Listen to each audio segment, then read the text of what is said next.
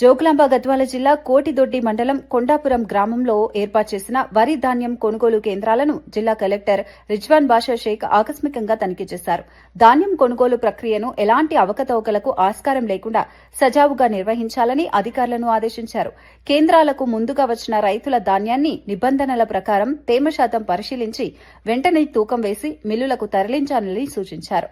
ముందు వచ్చిన రైతులను పక్కన పెట్టి వెనక వచ్చిన వరి ధాన్యం కొనుగోలు చేయడం సరికాదన్నారు.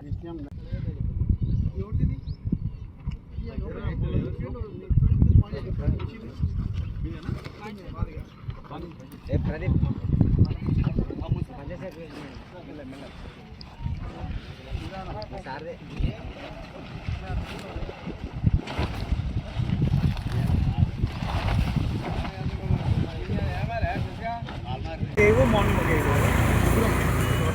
8 hours అప్పుడు మధ్యాహ్నం ఒకటి పోలీస్ నుంచి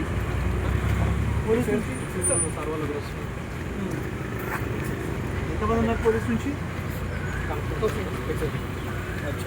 ఒక పోలీస్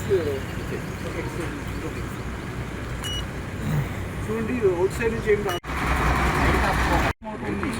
లోపల ఏమున్నట్టు కొట్టు అని చెప్పి పంపిస్తే ఏమొస్తుంది? లోపల ఏమున్నా మాకు తెలియదు కదా.